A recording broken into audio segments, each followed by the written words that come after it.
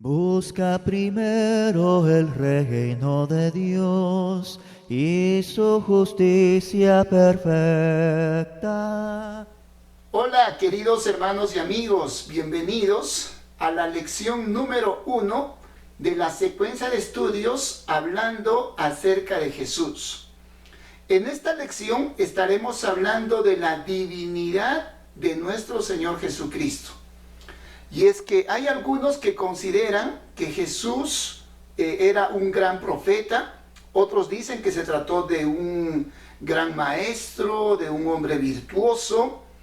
Pero si nosotros analizamos la historia del cristianismo, veremos que irónicamente, desde los inicios del cristianismo, ha sido un tema bastante controversial el hablar acerca de la divinidad de Jesús.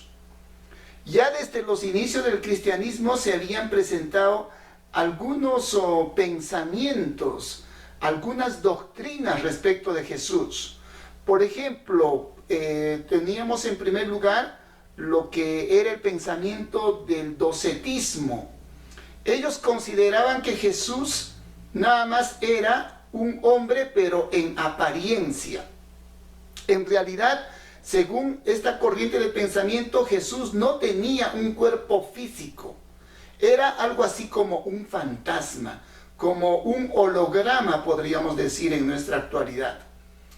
Otra corriente de pensamiento relacionada con la divinidad de Jesús tiene que ver con el evionismo. Los evionitas afirmaban de que Jesús era un ser superior a los ángeles, pero era un ser creado. Por otro lado tenemos lo que se conoce como el patripasionismo.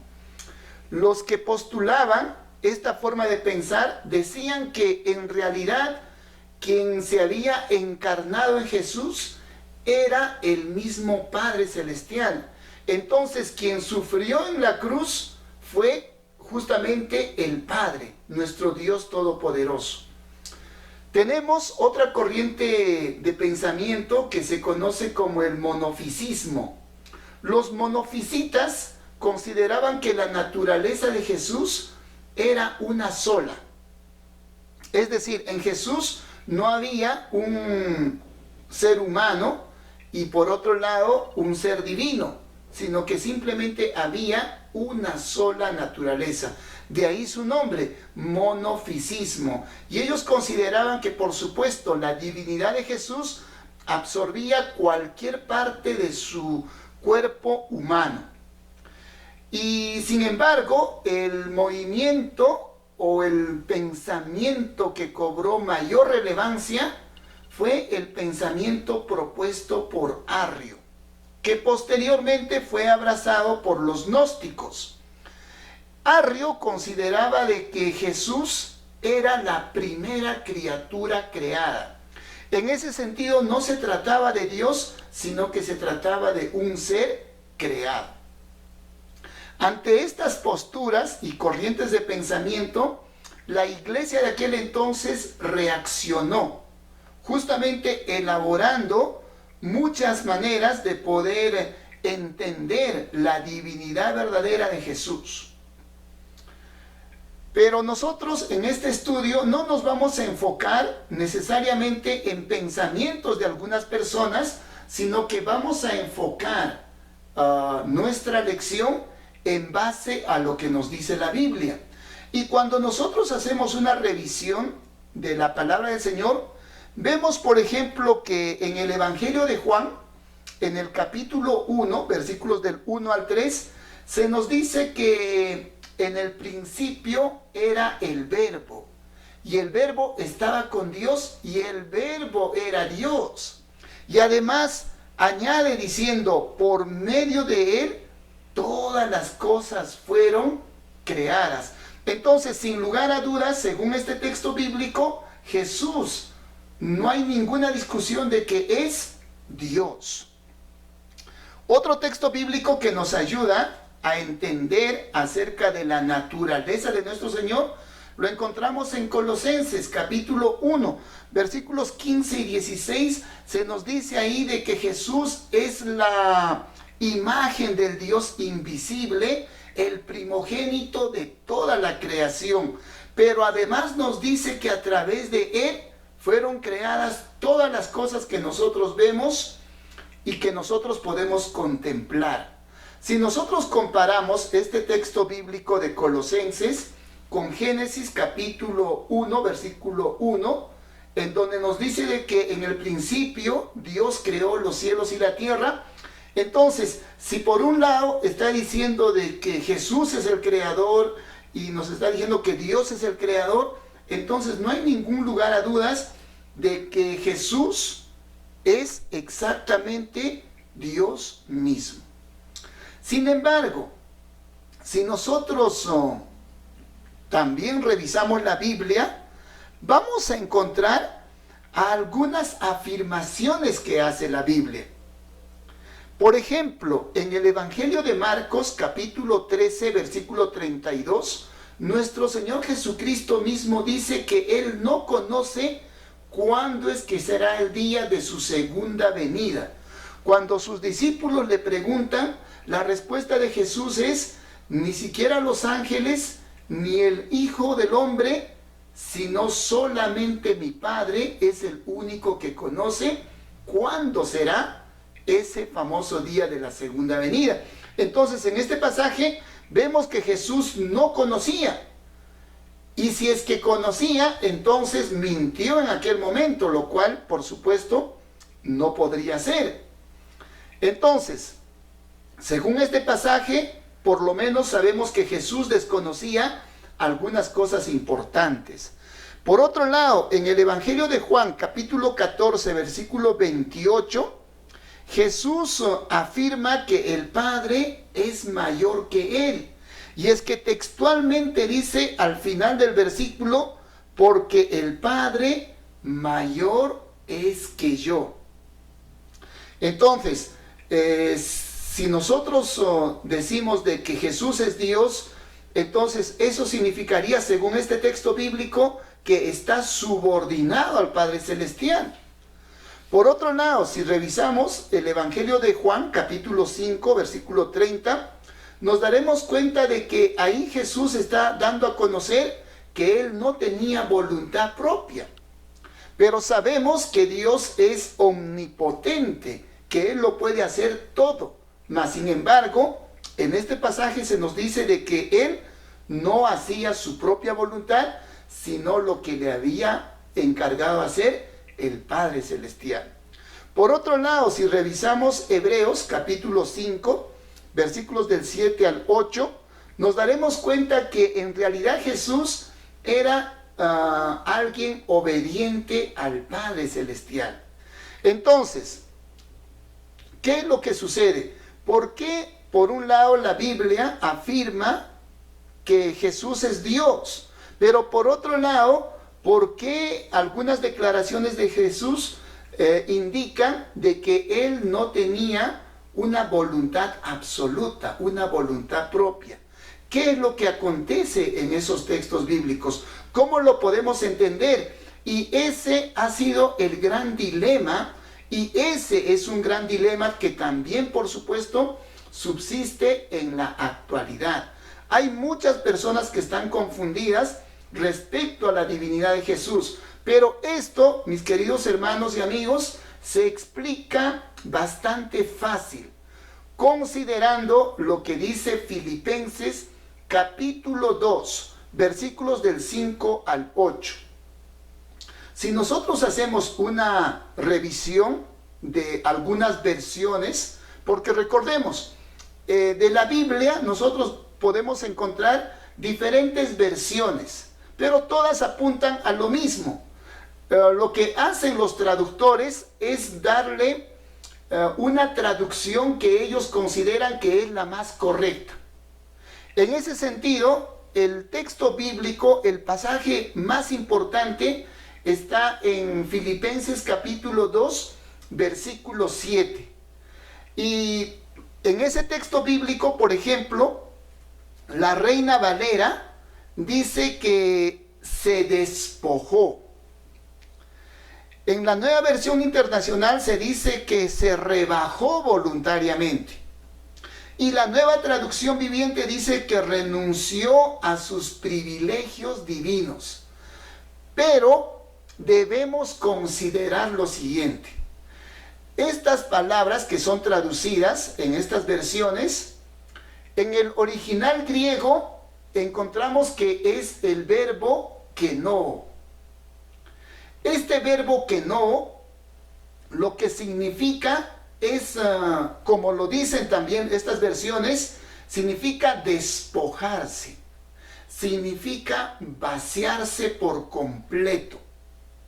Hay muchos textos bíblicos que utilizan este mismo verbo, pero para indicar justamente que la persona se queda sin nada.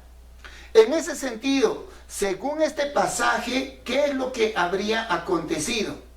Lo que aconteció fue que Jesús, siendo Dios mismo, se despojó de esa su naturaleza divina y vino a morar como si fuera un hombre, así como usted o como yo. Es decir, como un ser humano común y corriente. Entonces, estando en esa su naturaleza humana, por supuesto que Jesús carecía de los poderes divinos que él tenía antes de encarnarse. Y por esto es conveniente leer este pasaje que les he mencionado en Filipenses capítulo 2, versículos del 5 al 8, y vamos a elegir la Nueva Traducción Viviente, que es una traducción más actualizada. Dice lo siguiente: tengan la misma actitud que tuvo Cristo Jesús. Aunque era Dios, no consideró que el ser igual a Dios fuera algo a lo cual aferrarse. En cambio, renunció a sus privilegios divinos, adoptó la humilde posición de un esclavo y nació como un ser humano. Cuando apareció en forma de hombre, se humilló a sí mismo en obediencia a Dios y murió en una cruz como morían los criminales. Entonces, según este texto bíblico, estamos viendo que nuestro Señor Jesucristo se despojó de su naturaleza divina y vino a vivir como un ser humano. Y con esto nosotros podemos ver que hay muchos pasajes en la Biblia que por supuesto respaldan esto que estamos afirmando y esto que dice el apóstol Pablo. Por ejemplo, en el Evangelio de Juan, capítulo 1, en el versículo 14, se nos dice que ese verbo del cual está hablando Juan, recuerden que Juan 1.1 dice, en el principio era el verbo, y el verbo era con Dios, y el verbo era Dios. Y en el versículo 14 dice, y ese verbo se hizo carne, y habitó entre nosotros. Y hay muchos otros textos bíblicos que hablan justamente de esto, que Jesús se despojó de su naturaleza divina. Esto lo podemos ver con bastante claridad en el libro de Hebreos capítulo 2, versículos 14 al 17 dice: por tanto, ya que ellos son de carne y hueso, él también compartió esa naturaleza humana para anular mediante la muerte al que tiene el dominio de la muerte. Pues ciertamente no vino en auxilio de los ángeles, sino de los descendientes de Abraham. Por eso era preciso que en todo se asemejara a sus hermanos, para ser un sumo sacerdote fiel y misericordioso al servicio de Dios. Como podemos notar en este texto bíblico, dice que nuestro Señor Jesucristo tenía que asemejarse en todo a los seres humanos. Es por esto que estamos afirmando que Jesús durante su ministerio era un hombre así como cualquiera de nosotros. Pero, ¿qué aconteció? Como sabemos, nuestro Señor Jesucristo fue clavado en la cruz, murió, fue sepultado, pero luego resucitó. Y después de haber resucitado, Él volvió a tomar su misma naturaleza divina. Esto lo vamos a explicar, o lo hemos explicado con mejor claridad en la lección número 4 de esta misma secuencia de estudios. Entonces, por lo que estamos afirmando, podemos decir categóricamente, según la palabra del Señor, que Jesús es efectivamente Dios. Es por esto que la Biblia afirma en diferentes textos bíblicos y nos habla acerca de la divinidad de Jesús. Por ejemplo, en Primera de Juan capítulo 5, versículo 20, dice al final el texto bíblico: este es el verdadero Dios y la vida eterna.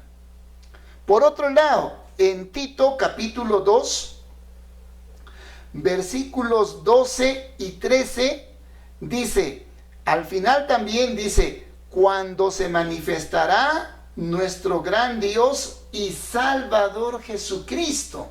Nos está dando a conocer en este pasaje que efectivamente Jesús es Dios, pero también es nuestro Salvador. Asimismo, en Romanos capítulo 9, versículo 5, dice: el cual es Dios sobre todas las cosas, hablando de Jesús.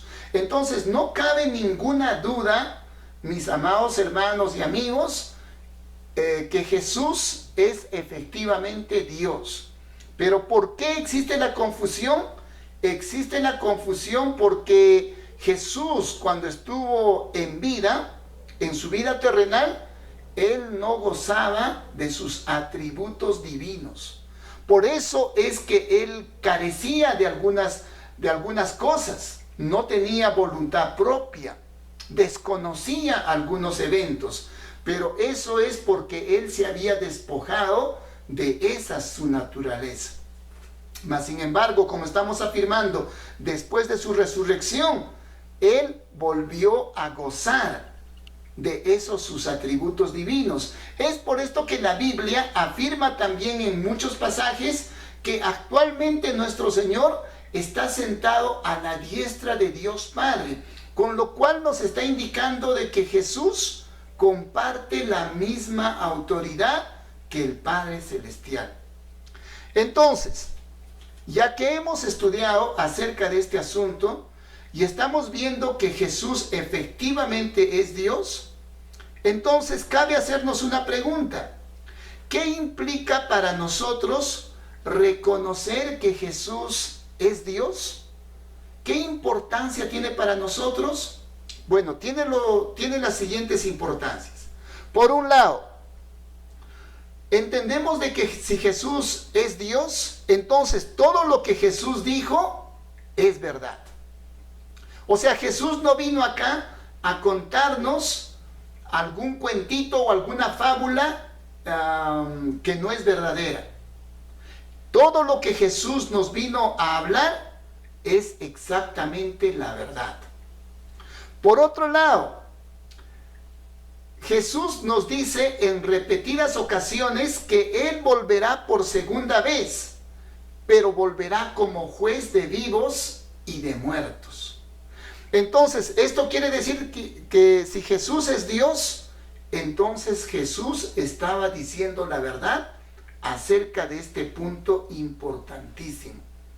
Pero por otro lado, y a nuestro modo de ver, el punto más importante de todo esto es que cuando nosotros depositamos nuestra fe en Jesús, en realidad estamos depositando nuestra fe en Dios mismo. No estamos depositando nuestra fe en un hombre virtuoso, en un gran profeta. No estamos poniendo nuestra fe en un personaje muy destacado de la historia.